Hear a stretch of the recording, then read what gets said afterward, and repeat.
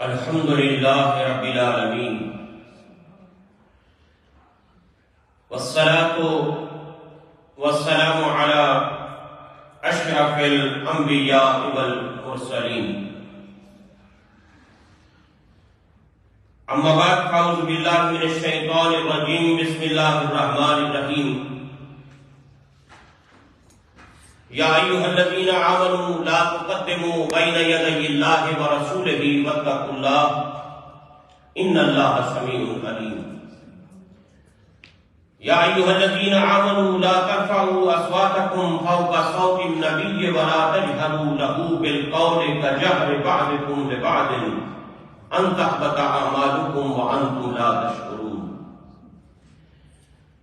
إن الذين يغضون أصواتهم عند رسول الله أولئك الذين امتحن الله قلوبهم للتقوى لهم مغفرة وأجر عظيم صدق الله العظيم اللهم صل على سيدنا ومولانا محمد معدن الجود والكرم وآله وأصحابه وابنه الكريم وبارك وسلم. حضرات اہل اسلام، اللہ رب العزت کی توفیق اور اس کی عنایت سے جمعۃ المبارک کے اس بابرکت دن ہم اپنے خالق و مالک کی بارگاہ میں حاضر ہیں. دعا کیجیے اللہ رب العزت اپنے فضل و کرم سے اس حاضری کو قبول فرمائے اور زندگی کے آخری سانس تک وہ اپنی چوکھٹ پر سجدہ ریزی کی لذتیں نصیب فرمائے. قرآن حکیم کی مبارک اور مشہور و معروف سورت جو مدینہ منورہ میں نازل ہوئی، مدنی سورت سورہ حجرات، اس کی ابتدائی جو آیات بینات ہیں ان کی روشنی میں گزشتہ جمعۃ المبارک کو ہم نے گفتگو کا آغاز کیا اور اسی سلسلہ کلام کو آج بھی کچھ آگے بڑھائیں گے. سورہ الحجرات، جس میں اللہ کریم نے ابتدائی آیات میں نبی پاک صلی اللہ علیہ وسلم کی بارگاہ کے آداب بیان کیے، اس پر ہماری بات گزشتہ جمعۃ المبارک میں چل رہی تھی. اور پہلی جو آیت مبارکہ ہے جس میں اللہ کے کائنات نے اہل ایمان سے خطاب کیا، خاص لوگوں سے بات کی، عام سے نہیں. خاصہ دی گل عام آگے نہیں مناسب کرنی. حضرت میاں صاحب رحمۃ اللہ علیہ نے فرمایا خاصہ دی گل عام آگے نہیں مناسب کرنی تے کھیر پکا محمد بخشا کتیاں کے کرنی. تو ایک عوام الناس سے خطاب ہے، ایک خاص لوگوں سے بات ہوتی ہے. تو یہاں جو باتیں ہیں یہ ادب والوں سے باتیں ہیں، خاص لوگوں سے باتیں ہیں. ان لوگوں سے اللہ نے کلام کیا ہے جن کے سینوں کو اس نے ایمان کے نور سے منور کیا، اہل ایمان سے بات کی.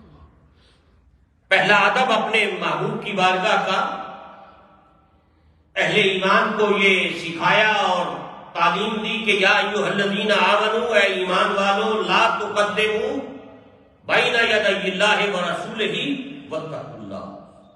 ایمان والو، کبھی بھی اللہ اور اس کے رسول سے آگے نہ بڑھنا، کبھی بھی اللہ اور اس کے رسول سے آگے نہیں بڑھنا. اپنے کسی قول میں، فعل میں، اپنے کسی عمل میں پوری زندگی اپنے آپ کو پیچھے رکھنا ہے. محبوب کی رضا اور محبوب کی تعلیم اور محبوب کی جو بتائی ہوئی باتیں ہیں ان کو پیش نظر اور مقدم رکھنا ہے. اگرچہ اس کا اولین اس کا جو خطاب ہے وہ صحابہ کرام سے ہے، لیکن قیامت کی صبح تک اہل ایمان کو اللہ نے یہ تعلیم دی. لا تقدموا بین یدی اللہ ورسولہ واتقوا اللہ، اور اللہ سے ڈرتے رہنا، تقوی اختیار کرنا، پرہیزگاری، خوف و خشیت الہی تمہارے اندر ہونی چاہیے. اور پھر آگے فرمایا ان اللہ سمیع علیم، بے شک اللہ تعالیٰ سب کچھ سننے والا، جاننے والا ہے. تو یہ پہلا ادب بیان کیا تھا. دوسرے ادب پر قرآن حکیم نے اہل ایمان کو پھر فرمایا یا ایھا الذین آمنوا لا ترفعوا اصواتکم فوق صوت النبی، اے ایمان والو اپنی آوازوں کو میرے محبوب کی آواز سے اونچا نہ کرو۔ میرے محبوب کی بارگاہ میں جب تم آؤ بیٹھو، محبوب کی مجلس اور محفل کے اندر تمہاری حاضری ہو، اس بات کا خیال رکھنا کہ تمہاری آواز میرے محبوب کی آواز سے نیچی ہو، آواز اونچی نہیں کرنا۔ دوسرا ادب یہ بارگاہ مصطفیٰ صلی اللہ علیہ وسلم کا، اللہ رب العزت نے اپنے بندوں کو، اللہ اکبر۔ اور پھر تیسری بات اسی آیہ کریمہ کے اندر اللہ کریم نے جو ارشاد فرمایا وَلَا تَجْهَرُوا لَهُ بِالْقَوْلِ كَجَهْرِ بَعْضِكُمْ لِبَعْضٍ، جس طرح آپس میں ایک دوسرے سے بات کرتے ہو بے تکلف ہو کر، خبردار میرے محبوب کی بارگاہ میں اس طرح کلام نہیں کرنا، اس طرح بات نہیں کرنا جی میں آپس میں ایک دوسرے نال کر دیں۔ یعنی کتنا بڑا یہ مقام اور مرتبہ ہے کہ رب کریم اپنے محبوب کی بارگاہ کے خود آداب بیان کرنا۔ اور حضرات یہاں یہ بات ضرور ذہن نشین رہے، میں بار بار اس پر ہمیشہ زور دیتا ہوں کہ یہ جو حکم ہے یہ قیامت تک کے لیے عام ہے۔ یہ مفسرین نے، علماء نے بڑی تفصیل کے ساتھ اپنی تفسیروں کے اندر اس بات کو بیان کیا کہ یہ قیامت تک یہ حکم عام ہے امتی کے لیے، کہ وہ نبی پاک علیہ السلام کی بارگاہ میں چاہے آپ کی حیات ظاہری میں، چاہے آپ کے وصال مبارک کے بعد آپ کی قبر انور اور آپ کے روضہ اقدس پہ حاضری دے، اس کی آواز اونچی نہیں ہونی چاہیے۔ وہ ادب کا پیکر بن کر نبی پاک علیہ السلام کی بارگاہ میں کھڑا۔ تو یہ ایک بات ہمیشہ ذہن رکھنی ہے کہ یہ ادب قیامت تک کے لیے باقی ہے، یہ حکم قیامت تک کے لیے باقی ہے۔ کیونکہ ہمارے لوگ، میں نے پہلے بھی عرض کیا کہ آج کل یہ رواج بن گیا، یہ ہمارے بالخصوص جو ہم نے اپنی مرضی سے اپنی محبتوں کے وہ سلسلے شروع کر دیے نا کہ میرا دل چاہتا ہے میں نکال لوں، تو یہ روضہ انور پہ کھڑے ہو کر آوازیں اونچی کرنی اور گنبد خضرا کے بعد نکال کے اور بالخصوص میلاد شریف کے دنوں میں سرکار کی آمد مرحبا کے وہاں نعرے لگانے، روضہ انور کے سامنے آواز، یعنی یہ بہت بڑی جسارت ہے، یہ بہت بڑی بے ادبی ہے۔ اچھا یہ اپنی محبت میں کر رہے ہوتے ہیں، یہ نہیں پتا کہ یہ قرآن کی نص ہے، یہ قرآن کی صریح نص کی خلاف ورزی ہے کہ اللہ نے واضح طور پہ حکم دیا کہ میرے محبوب کی بارگاہ میں آواز اونچی۔ اس آیت کے نزول کے بعد صحابہ کبھی حضور کریم علیہ السلام کے دروازوں پر جا کر اگر نوک کرتے تھے تو اس ناخن سے نوک کرتے تھے، آواز پیدا نہ۔ رسول کائنات علیہ السلام کے حجرہ مبارک کے آس پاس حجروں میں اس گلی اور محلے کے کسی مکان میں کوئی کیل ٹھوکتا تھا تو ام المومنین سید عائشہ حکم فرماتی جاؤ انہیں جا کر کہو رسول اللہ کو تکلیف نہ دے۔ کہ ام المومنین سید عائشہ صدیقہ رضی اللہ عنہا کا یہ معمول بھی تھا۔ صحابہ ناخنوں سے، حضرت ابو بکر اور حضرت سیدنا عمر جب حضور کریم علیہ السلام سے بات کرتے اس طرح بات کرتے جس طرح کوئی کان قریب، کان اپنا منہ کسی کے کان کے قریب لا کر ہلکی سی سرگوشی کرتا ہے۔ اتنی کم آواز ہوتی تو کئی مرتبہ سرکار انہیں کہتے دوبارہ بتاؤ کیا کہہ رہے ہو، ذرا پھر ریپیٹ کرو اس کو، دوبارہ کہو کیا کہہ رہے ہو۔ یعنی اتنی ہلکی آواز صحابہ کرام نبی پاک صلی اللہ علیہ وسلم کی بارگاہ کے اندر رکھا کرتے۔ تو یہ حکم جو ہے حضرات یہ ذہن نشین رہے کہ یہ حکم قیامت تک کے لیے عام ہے۔ حضرت نعمان بن بشیر رضی اللہ تعالیٰ عنہ، یہ مسلم شریف کی حدیث سے پاک ہے اور حضرت نعمان بن بشیر اس کے راوی ہیں۔ وہ فرماتے ہیں کہ ایک مرتبہ سیدنا عمر فاروق رضی اللہ تعالیٰ عنہ نے، تین لوگ تھے، تین بندے تھے کہیں سے آئے ہوئے، تو وہ کسی مسئلے میں آپس میں باتیں کرتے ہوئے انہوں نے آوازیں اونچی کر دی ممبر کے پاس۔ اب ممبر حجرے سے دور ہے لیکن ممبر کے پاس انہوں نے اپنی آوازوں کو بلند کیا۔ تو حضرت عمر فاروق نے انہیں ڈانٹا، فرمایا خبردار آواز نیچی کرو، تم رسول اللہ کے ممبر کے پاس آوازیں بلند کر، کہاں کے رہنے والے ہو؟ کہا طائف کے رہنے والے ہیں۔ فرمایا اگر تم مدینے کے رہنے والے ہوتے عمر تمہیں سزا دیتا، کیونکہ اہل مدینہ کو پتہ ہے رسول اللہ کی بارگاہ میں آواز اونچی نہیں ہو سکتی۔ کہا تم باہر کے رہنے والے ہو، اگر تم مدینے کے رہنے والے ہوتے عمر تمہیں سزا دیتا، تمہیں جرأت کیسے ہوئی رسول اللہ کے منبر کے پاس آوازیں بلند کرنے کی؟ یہ مسلم شریف کی روایت ہے، کتاب الامارہ میں حضرت نعمان بن بشیر رضی اللہ تعالیٰ عنہ اس کے راوی ہیں۔ یعنی یہ بڑا سینسیٹیو، رسول کائنات علیہ السلام کی بارگاہ کوئی معمولی بارگاہ نہیں۔ وہ سیال شریف کے ایک بزرگ ہیں، انہوں نے غالباً خواجہ حمید الدین سیالی رحمۃ اللہ علیہ کے بھائی تھے، ان کا ایک بڑا مشہور ان کا شعر ہے، باب جبریل کے پہلو میں ذرا دھیرے سے، باب جبریل کے پہلو میں ذرا دھیرے سے فخر جبریل کو یہ کہتے ہوئے پایا گیا۔ فخر ان کا نام تھا، فخر جبریل کو یہ کہتے ہوئے پایا گیا، بھیگی پلکوں سے درے یار پہ دستک دینا، بھیگی پلکوں سے درے یار پہ دستک دینا، اونچی آواز ہوئی عمر کا سرمایہ گیا۔ کہا یہ ایسی بارگاہ ہے یہاں تو بھیگی پلکوں سے دستک دینا ہے، اگر آواز اونچی ہوئی تو زندگی بھر کے اعمال چلے جانے کا خدشہ ہے۔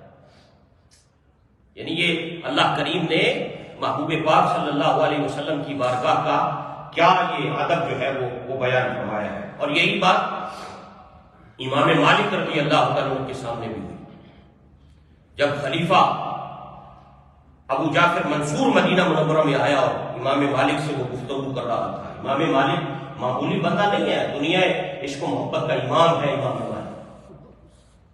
امام مالک جن کی زندگی رسول اللہ کی مسجد میں حدیث پڑھاتے ہوئے گزری، جو حضور کی مجلس، حضور کی حدیث کو رسول اللہ کی محفل میں اور حضور کے منبر کے پاس اور سرکار کی مسجد شریف کے اندر بیٹھ کے حدیث پڑھایا کرتے تھے۔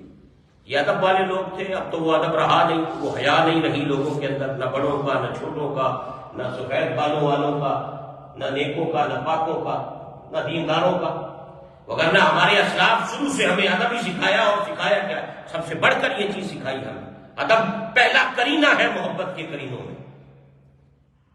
امام مالک رضی اللہ تعالیٰ عنہ وہ عظیم شخصیت جنہوں نے ساری زندگی شہر نبی میں کبھی پاؤں میں جوتا نہیں پہنا، پوری زندگی شہر نبی میں کبھی پیشاب نہیں کیا، باہر بڑی دور جایا کرتے تھے رفع حاجت کے، پوری زندگی رسول اللہ کے شہر میں کبھی سواری پر نہیں بیٹھے، پوری زندگی رسول کریم علیہ السلام کی گلیوں میں درمیان میں نہیں چلے، کناروں پہ چلتے رہے۔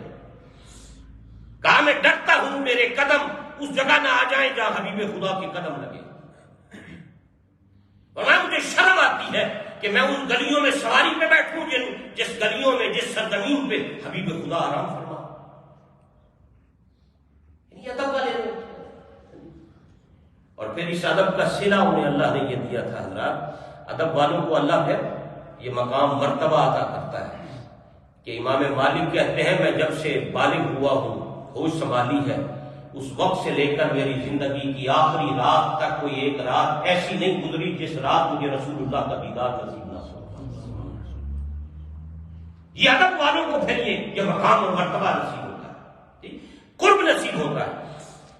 یہ جو روحانیت کے اندر مجلس حضوری ہے، اہل تصوف کہتے ہیں کہ ایک فقیر سالک، ایک مرید جو کسی شیخ کامل کی تربیت میں رہ کر منزلوں سے اور مجاہدات کی بھٹیوں سے آپ کو گزارتا ہے، اور شیخ کامل اسے رسول اللہ کی کچہری میں لے جا کر اس کو حضور کریم علیہ السلام سے بیعت کرواتے ہیں۔ اس مجلس حضوری اور وہاں تک پہنچنے کے لیے سب سے بڑی نعمت دولت کیا ذریعہ ہے؟ وہ تقویٰ کا نور ہے۔ جس تقویٰ کے نور کی بنیاد پہ اللہ، جس دل کو اللہ تقویٰ کا نور عطا کرتا ہے، اسے پھر قرب مصطفیٰ صلی اللہ علیہ وسلم کی نعمت سے اللہ نوازتا ہے۔ اور یہ سب ادب کی بات ہے۔ امام مالک جیسا بندہ یعنی، اور خلیفہ ابو جعفر منصور اس وقت مسلمانوں کا امیر تھا، مسلمانوں کا حاکم تھا، اور وہ مسجد نبی میں بات کر رہا تھا کسی مسئلے پر، اور بات کرتے کرتے اونچی آواز ہو گئی۔ امام مالک نے اسی وقت کہا خلیفہ منصور اپنی آواز کو نیچا کر، تجھے پتہ نہیں تو کھڑا کہاں ہے؟ یہ رسول اللہ کی مجلس ہے، یہ حضور کی مسجد ہے، یہ حضور کا گھر ہے، یہ حضور کا حجرہ ہے، اور تو اپنی آواز اونچی کر رہا ہے، آواز نیچی کر۔ تو نے قرآن حکیم میں یہ آیت نہیں سنی؟ اللہ نے حکم دیا ہے لا ترفعوا اصواتکم فوق صوت النبی، کہ اپنی آوازوں کو اونچا نہیں کرنا میرے محبوب کی بات۔ خلیفہ منصور سہم گیا، اس نے آواز نیچی کر اور پھر آہستہ آواز میں بالکل دھیمے لہجے میں امام مالک سے کلام کرنے لگا. اور پھر اس نے امام مالک سے یہ بھی بات پوچھی. انہوں نے کہا کہ اب میں نے دعا کرنی ہے، میں کعبے کی طرف رخ کر کے دعا کروں یا حضور کے چہرے کی طرف رخ کر کے دعا کروں؟ میں ادھر رخ کر کے دعا کروں یا کعبے کی طرف؟ آپ نے فرمایا تو رسول اللہ سے رخ پھیر کے جائے گا کہاں؟ تو حضور سے چہرہ پھیر کے کہاں جائے گا؟ اور یہ تو تیرے بھی خدا کی بارگاہ میں وسیلہ ہے، یہ تیرے جد امجد آدم علیہ السلام کا بھی وسیلہ ہے خدا کی بارگاہ، ان سے رخ پھیر کے تو جائے گا. وہ بندہ 10,000 پاؤنڈ خرچ کر کے حضور کو پیٹ کرنے نہیں جاتا، کیونکہ یہ نجدیوں کے اندر یہ طریقہ رہا. اب تو خیر سنا ہے کہ کچھ کمی آ گئی، وہ شدت نہیں رہی آج تک، ورنہ وہ تو وہاں پر کھڑے ہو کر دعا نہیں کرنے دیتے تھے. حالانکہ یہ پچھلے 1400 سالوں سے امت کا معمول چلا ہے کہ حضور کریم علیہ السلام کے چہرہ انور مواجہ شریف کے سامنے رک کر کے دعا مانگنا، یہ اس دور صحابہ سے یہ چلی آ رہی ہے. یہ امت کا معمول ہے. امت کے اولیاء صلحاء بڑے بڑے نیک پاک لوگ اس پر ان کا عمل رہا ہے. فرمایا تو رسول اللہ سے رخ پھیر کے جائے گا کہاں؟ امام مالک اس وقت رضی اللہ عنہ فوراً کو کہا، فرمایا آواز نیچی کر.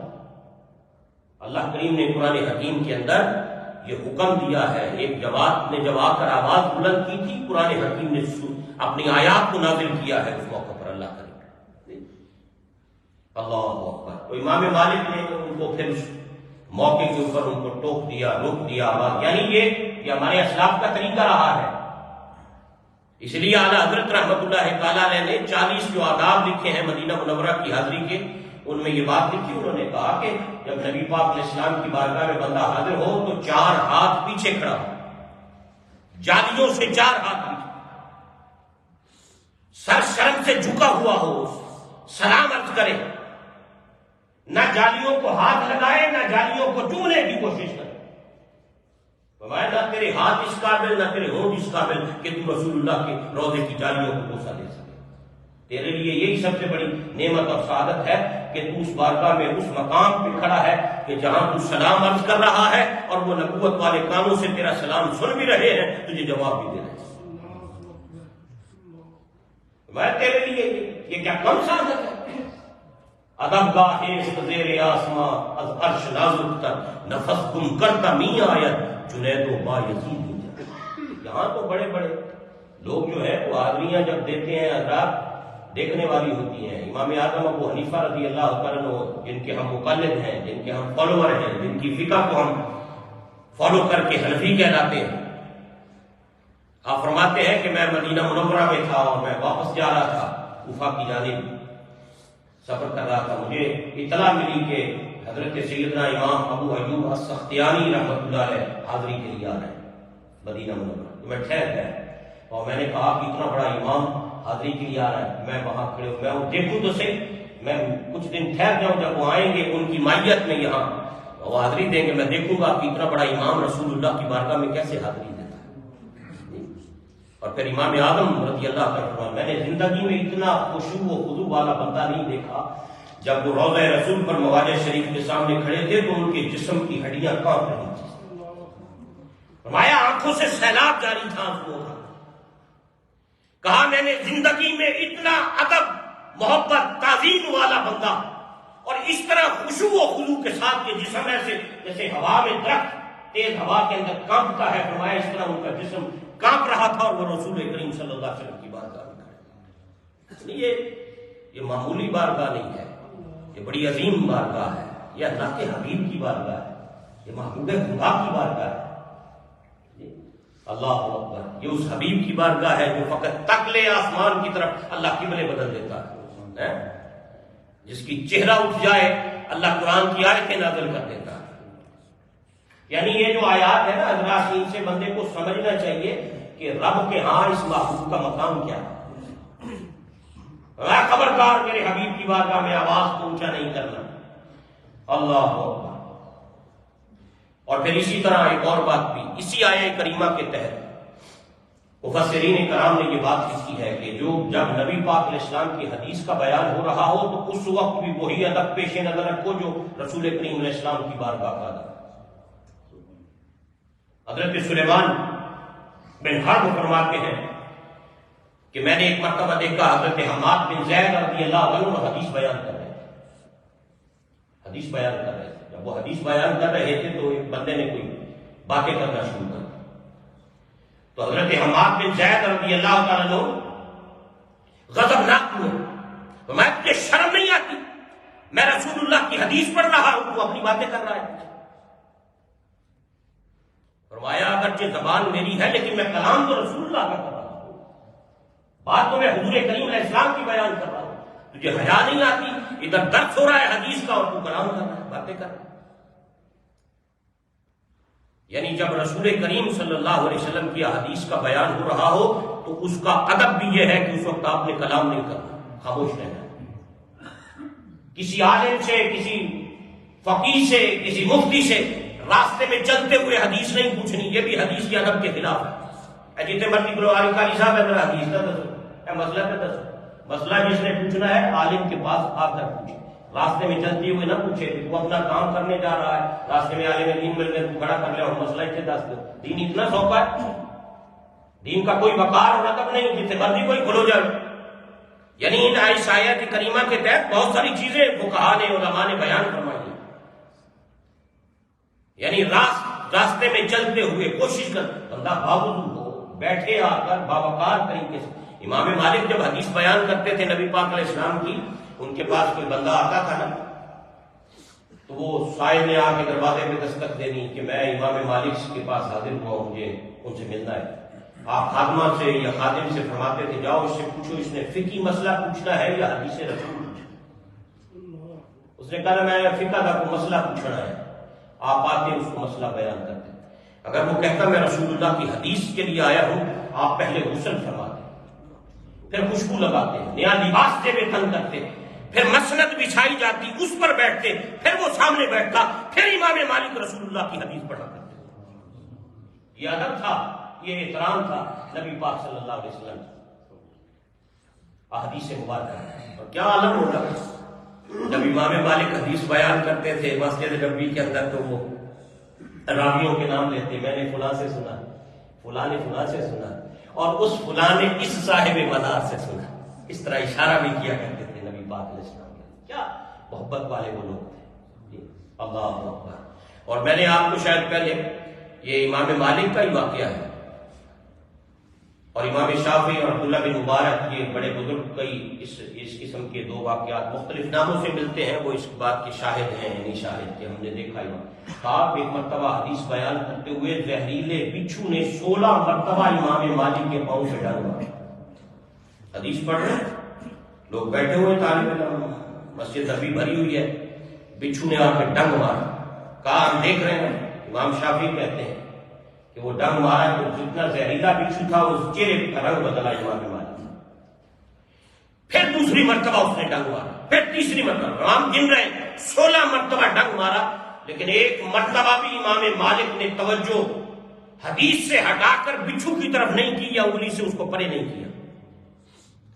اور جب درس ختم ہوا لوگوں نے کہا، انہوں نے کہا حضور آپ نے اتنی تکلیف برداشت کی، 16 مرتبہ اس بچھو نے ڈنگ مارا، اس طرح ہاتھ سے پرے کرنا تھا آپ کر دیتے۔ فرمایا تمہیں پتہ نہیں ہے رسول اللہ کی حدیث کا ادب کیا کہ جب بندہ نبی پاک علیہ السلام کی حدیث بیان کر رہا ہو، سن رہا ہو، تو اس کی توجہ کا مرکز فقط ذات رسالت امام صلی اللہ علیہ وسلم ہونی چاہیے، اس کی توجہ فقط نبی پاک صلی اللہ علیہ وسلم کی ذات کی طرف ہونی چاہیے۔ یعنی ہم تو ساڑی محفلیں سے بھی ادب نہ رہا، اللہ نبی لمے پہ جاؤ، کھلو جاؤ، جناب وہ عجیب عجیب حرکتیں ہماری محفل میلاد کے اندر اور محفل نات کے اندر کیا کیا شروع ہو گئی ہیں۔ وہ ادب احترام رہا ہی نہیں جو ہمارے اسلاف اور بزرگوں کا ادب احترام، اور اس لیے محفلوں کی برکتیں بھی نہیں ہیں، وہ برکات بھی آ رہی ہیں۔ جو حشر ہم نے آج نئے نئے طریقے ڈیلی اختیار لوگوں نے کیے ہوئے، ہر بندہ اپنی مرضی کے مطابق وہ کیے چلا جائے، یہ ہمارے اسلاف کا طریقہ نہیں تھا۔ ہمارے اسلاف کا طریقہ ادب والا طریقہ۔ 16 مرتبہ بچھو نے ڈنگ مارا، یعنی ہم میں سے کتنے لوگ ہیں کہ وہ حدیث اگر پڑھتے ہو تو باوضو ہو کر خوشبو لگا کر نیا لباس پہن کر وضو سارے پورے اہتمام کے ساتھ حدیث۔ ہم تو کتابوں کا اور قرآن کا، حتیٰ کہ پہلے تو اوروں کو دیکھتے تھے، اب ہمارے ہاں بھی اب یہ چیزیں داخل ہوتی چلی جا رہی ہیں کہ وہ ادب، وہ حیا اور احترام، وہ قرآن کا، حدیث کی کتابوں کا وہ رائے نہیں، جس نے جہاں چاہے رکھ دی، کتابوں کے اوپر کپ رکھ دیے چائے کہ اور چیزیں رکھ دی، قرآن نیچے پڑا ہوا ہے اور چیزیں اوپر پڑی ہوئی، یہ ساری چیزیں سوسائٹی اور معاشرے کے اندر دیکھ لیں کہاں کتنا ادب ہے باقی۔ جتنا کوئی ادب کرتا ہے حضرات اتنا وہ فیض پاتا ہے۔ اللہ اکبر۔ حضرت حماد بن زید رضی اللہ تعالیٰ عنہ، امام بیہقی نے اس کو نقل فرمایا۔ اللہ اکبر۔ اور ایک بات میں یہاں یہ بھی آپ حضرات کی خدمت میں عرض کر دوں کہ یہ ہے آوازیں اپنی مرضی سے۔ بعض دفعہ نبی پاک صلی اللہ علیہ وسلم نے بعض لوگوں کو کوئی ڈیوٹی سونپی اور اس میں آواز اونچی ہوئی حضور کے سامنے، وہ اس بے ادبی میں شامل نہیں تھی۔ جنگوں کے اندر ایسا ہوتا تھا کہ یہ شاعر لوگ ہوتے تھے، آگے آگے وہ اونچی اونچی آواز میں اشعار پڑھا کرتے تھے مسلمانوں کو جوش دلانے کے لیے اور کافروں کی مذمت کے اندر۔ یہ اس وقت جنگوں میں طریقے ہوتے تھے، تو وہ ادھر سے ان کے شاعر پڑھ رہے ہیں، ادھر سے یہ جواب دے رہے ہیں اشعار کی صورت میں۔ تو یہ حضور کریم صلی اللہ علیہ وسلم کی بے ادبی میں شامل، کیونکہ یہ مصطفیٰ کریم علیہ السلام کی اجازت اور آپ کے حکم پر تھا۔ اسی طرح کسی کو حضور نے خود آگے کیا ہو، حکم ہے لا تقدموا بین یدی اللہ ورسولہ، آگے نہیں بڑھنا نبی پاک علیہ السلام سے، لیکن بعض کو حضور نے خود آگے کیا تو وہ اس حکم کے اندر داخل نہیں ہو۔ حضرت ابوبکر صدیق کو سرکار نے حکم کیا نماز پڑھانے کے لیے، آگے بڑھنے کے لیے، تو جنہیں سرکار نے اجازت دی جو حضور کی اجازت سے آگے، بعض اوقات سفر کے اندر کسی کو حضور فرماتے آگے چلو، حضرت بلال آپ کے خادم ہونے کی حیثیت سے آگے چلتے ہیں، تو وہ چیزیں ان کے اندر شامل نہیں۔ تو اس میں بڑی احتیاط ہے۔ صحابہ کرام کا ادب، صحابہ کا احترام اگر آپ پڑھیں تو بندہ عقل دنگ رہ جاتا ہے، بندہ حیران ہو جاتا ہے کہ نبی پاک صلی اللہ علیہ وسلم کے اصحاب کا ادب کیا تھا۔ سرکار بغیر وضو کے حضور کے سامنے نہیں آتے تھے۔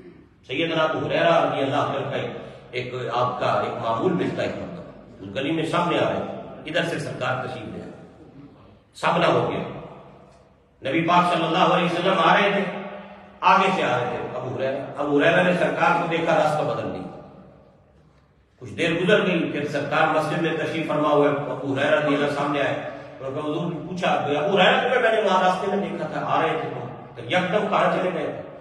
ان کا حضور میرا وضو کوئی نہیں سی، میں پسند نہیں کیا میں نے کہ میں بغیر وضو مصطفیٰ کے ساتھ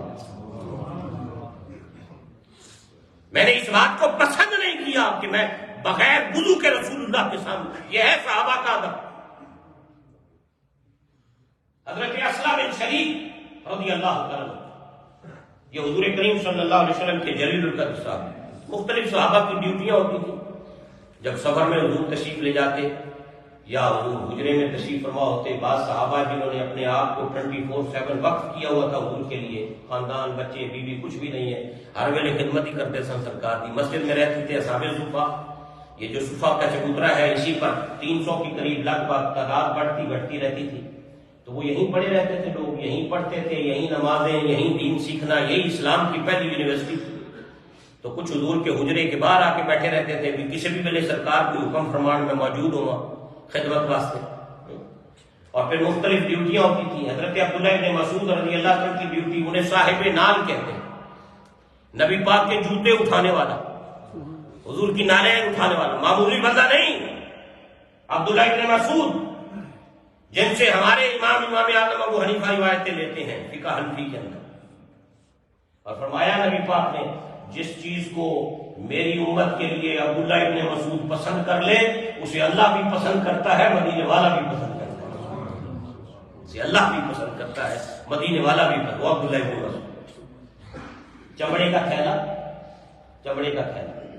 اور عبداللہ ابن مسعود کے پاس ہوتا تھا، حضور کے ساتھ رہتے تھے، جب سرکار کسی مجلس میں تشریف لے جاتے تو حضور کے جوڑے اٹھاتے، حضور کے نالین دونوں شوز مبارک اٹھاتے، چمڑے کے تھیلے میں رکھتے، سینے کے ساتھ لگا کے بیٹھے رہتے، اور جب محفل ختم ہوتی پھر آپ کے نالین شریف پاؤں مبارک میں پیش کرتے، لا کر آپ کے سامنے رکھتے۔ یہ صحابہ ہیں۔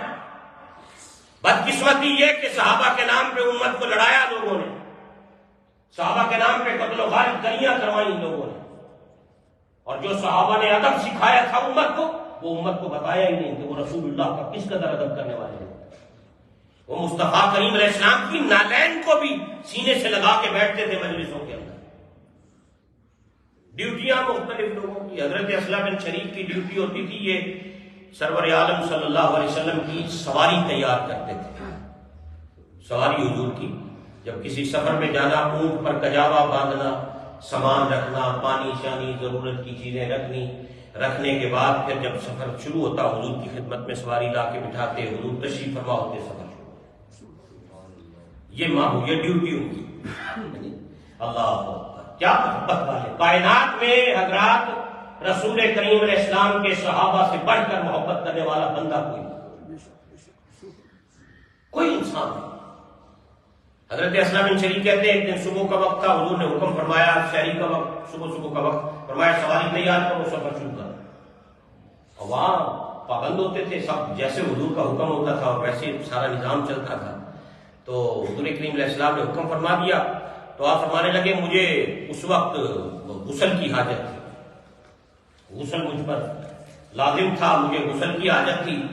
تو اب میں نے سوچا کہ میں غسل کرنے جاؤں پہلے یا میں حضور کریم علیہ السلام کی سواری تیار کر کے سرکار کی خدمت میں پیش کروں. توجہ میری جانب رکھیں. کہا کہ میں نے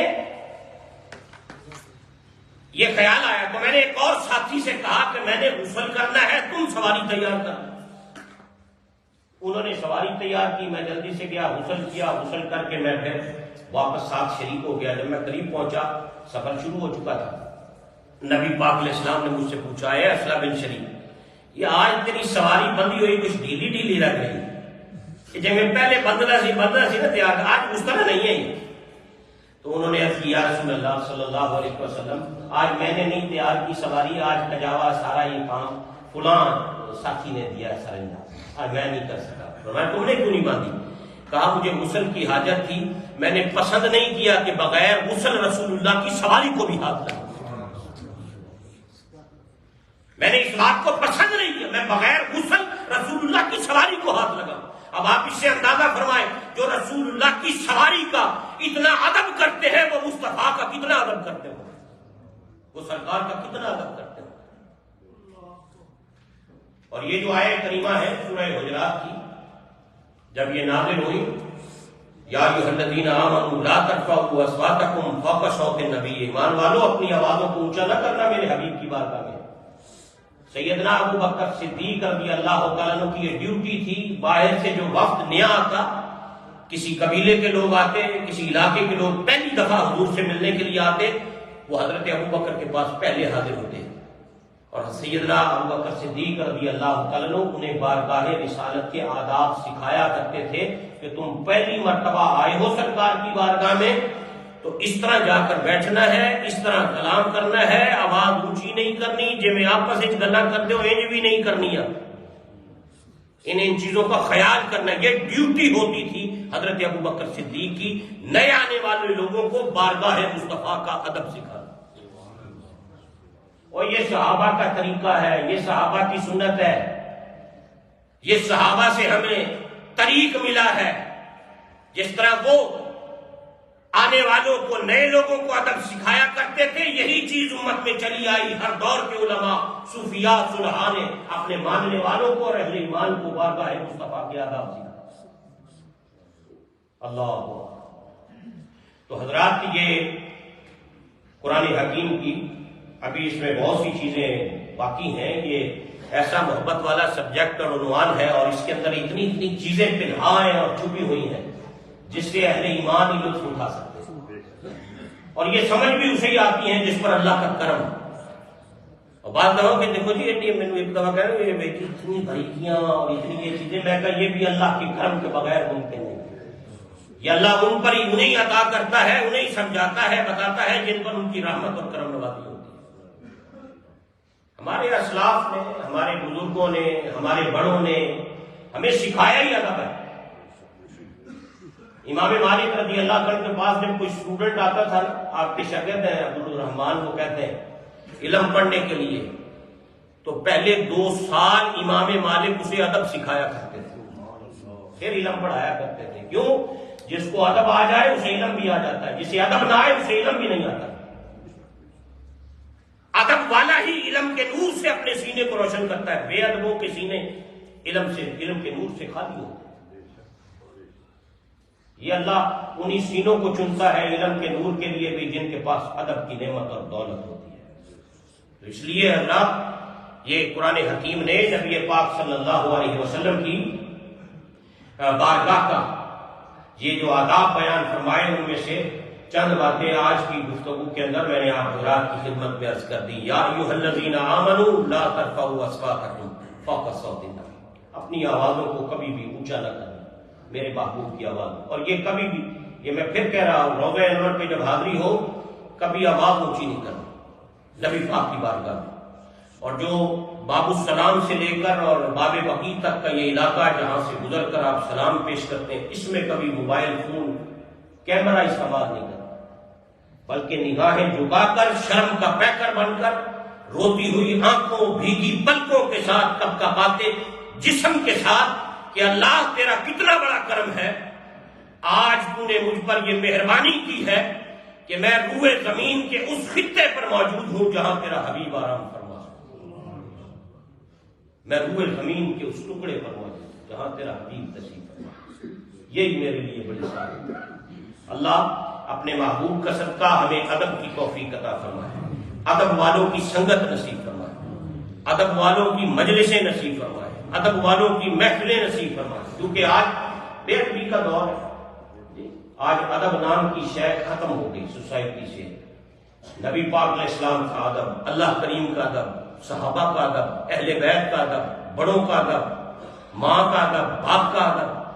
جس طرح آج سوسائٹی میں جوان بچے بچیاں اپنے ماں باپ کے ساتھ بدتمیزیاں کر رہے ہیں اور آگے کھڑے ہو کر بولتے ہیں، کلام کرتے ہیں، اور جو کچھ بے ادبی کے پہلو آج دیکھنے میں سوسائٹی اور معاشرے میں نظر آتے ہیں، کوئی کسی کا ادب، حیا، شرم کچھ نہیں باقی نہیں ہے، الا ماشاءاللہ جن پہ اللہ کا کرم ہے، وگرنہ کوئی نہ دین کا ادب، نہ حدیث کا، نہ قرآن کا، جو کچھ ہے ہم سب اپنے آنکھوں سے آج سب کچھ دیکھ رہے ہیں، اور یہی وجہ ہے افراتفری ہے، بے سکونی ہے، بدمزگی ہے، سکون کی نعمت سے بندے محروم ہیں، پریشانیوں کا شکار ہیں، بیماریوں کا شکار ہیں، عجب عجب معاملات کے اندر پھنسے ہوئے ہیں، الا ماشاءاللہ کوئی بندہ کہے گا کہ میں سکون کے ساتھ زندگی بسر کر رہا ہوں۔